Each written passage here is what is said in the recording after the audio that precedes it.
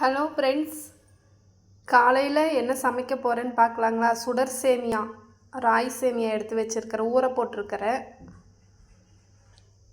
இது தண்ணியில் ஊற போட்டிருக்கிறேன். ஒரு 2-3 நிமிஷம் ஊறணும்.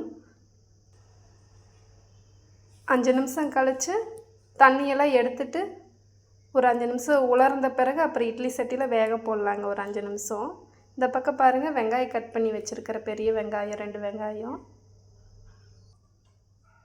இங்கே பாருங்கள், இளநீ வாங்கிட்டு வந்த அப்படின்னு ஹஸ்பண்டு இப்போ காலையில் குடிக்கலான்னு கட் பண்ணி வச்சுருக்கா. அப்படி அவர் ஒரு டம்ளர் குடிச்சிட்டு எனக்கு ஒரு டம்ளர் வச்சுருக்கா. அப்படி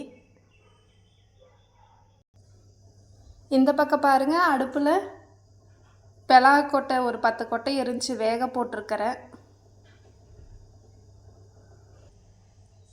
சேமியா தண்ணி வடித்து வச்சாச்சுங்க. ஒரு 5 நிமிஷம் உலரட்டுங்க. அப்படியே அப்புறம் இட்லி சட்டியில் வச்சு வேக போடலாம் ஒரு 5 நிமிஷம். அப்புறம் எடுத்து தாளிக்கலாங்க.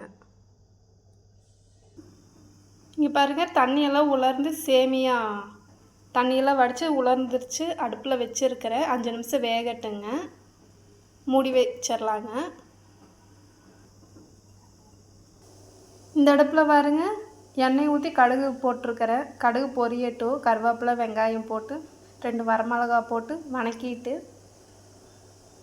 சேமியா எடுத்து அப்படியே வணக்க வேண்டியதுதாங்க. வெங்காயம் கருவேப்பிலையெல்லாம் போட்டு வதக்கியாச்சுங்க. உப்பெல்லாம் தேவையான அளவு போட்டாச்சுங்க.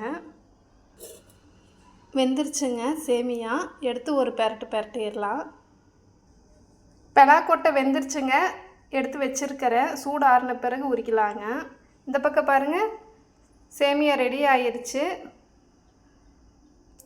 காலையில் டிஃபன்ஸ் இதாங்க. வாங்க சாப்பிட்லாம். பிடிச்சிருந்தால் லைக் பண்ணுங்கள், ஷேர் பண்ணுங்கள், கமெண்ட் பண்ணுங்கள். லட்சுமி கிச்சன் ஃபாலோ பண்ணுங்கள்.